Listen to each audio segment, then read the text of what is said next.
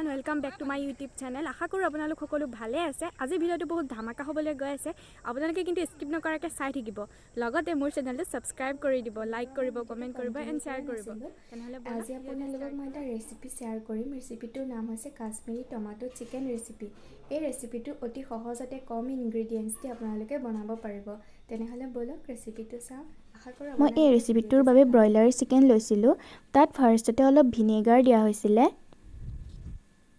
আৰু ৰেচিপিটোৰ বাবে আমি বিলাহী 3টা লৈছিলোঁ। আপোনালোকে এইটো পেষ্ট কৰিও ল'ব পাৰে আৰু তাত অলপমান নিমখ দিয়া হৈছিলে চিকেনখিনিত।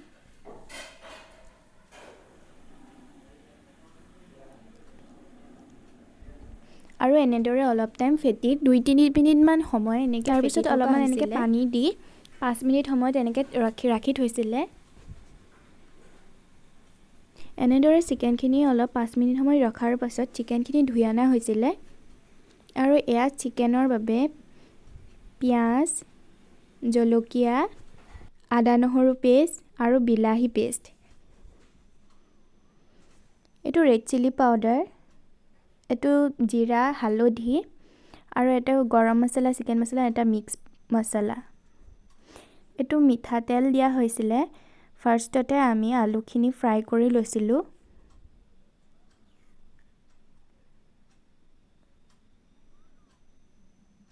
এয়া আলু দি দিছিলে আৰু আলুখিনি প্ৰথমতে ফ্ৰাই কৰি লৈছিলে।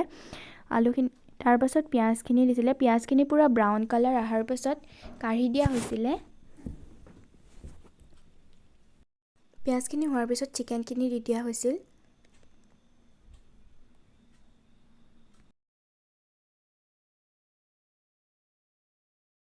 এনেদৰে চিকেনখিনি অলপ টাইম ফ্ৰাই কৰি থকা হৈছিল আৰু আমি সকলোৱে জুইতে বনালে খাই ভাল পাওঁ, সেইকাৰণে আমি জুইতে বনাইছিলোঁ।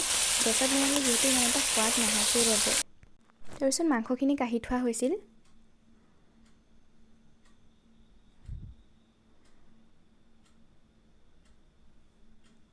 চিকেনখিনি হোৱাৰ পিছত ইয়াত বিলাহীৰ পেষ্টটো দিয়া হৈছিল। তাৰপাছত ৰেড চিলি পাউডাৰ, জিৰা পাউডাৰ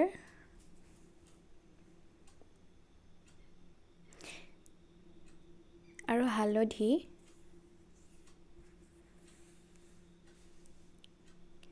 এনেদৰে অলপ টাইম ভাজি থকা গৈছিল। তাৰপিছত আদা নহৰু পেষ্টখিনি দিয়া হৈছিল। এনেদৰে অলপমান মছলাখিনি ভাজি থকা হৈছিল। মছলাখিনি অলপ ফ্ৰাই হ'লে ভালদৰে খাই বহুত ভাল লাগে।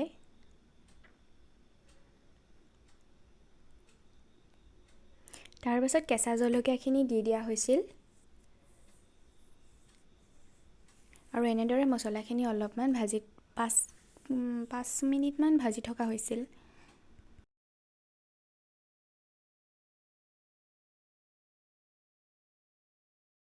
তাৰপিছত ইয়াতে চিকেনখিনি দি দিয়া হৈছিল।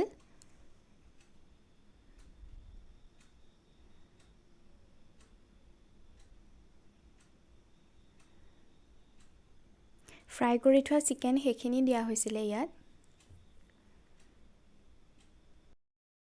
এনেদৰে ফ্ৰাই কৰি থকা হৈছিল কমেও 10 মিনিটমান।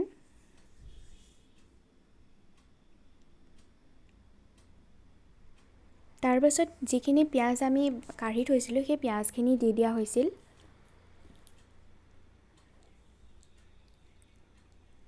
তাৰপাছত এনেদৰে অলপমান ভাজি থকা হৈছিল।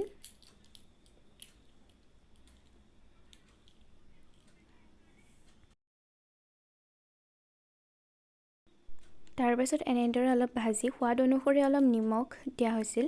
আপোনালোকে সোৱাদ অনুসৰি নিমখ দিব। এনেদৰে মাংসখিনি ফ্ৰাই কৰি থকা গৈছিলে। পুৰা 10 মিনিটমান ফ্ৰাই কৰি থকা গৈছিল।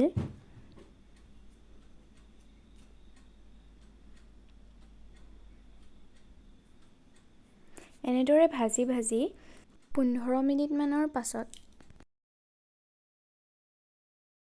অপচনেল হয়, আপোনালোকে আলুটো দিবও পাৰে নিদিবও পাৰে। আমি যিহেতু আলু খাওঁৱেই, সেইকাৰণে আলুটো দিয়া গৈছিলে।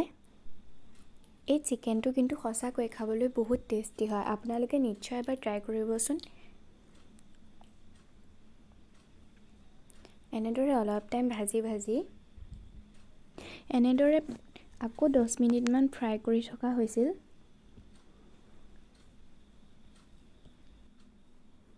তাৰপাছত ইয়াত অলপমান পানী দিয়া হৈছিলে। এই মাংসখিনি অলপ পানী দি পেলাই এইটো বহুত টাইম ভাজি থকা হৈছিলে। আৰু ইয়াত ফাইনেলি মাংস হৈ গ'ল। আপোনালোকে কালাৰ চাই গম পাইছে কেনেকুৱা সোৱাদ হ'ব। আপোনালোকে নিশ্চয় এবাৰ ট্ৰাই কৰিবচোন ৰেচিপিটো, বহুত ভাল পাব। আৰু এই সাজ হৈছে আমাৰ ৰাতিৰ সাজ। এয়া হৈছে ক'লা মাহৰ আগৰ যিটো শাক, সেইটোৰ ঘিলা মায়ে বনাইছিলে, আৰু পিঁয়াজ, নেমু, জলকীয়া, ভাত। If you like this video, then don't forget like, comment, share and subscribe. Bye bye. Thank you.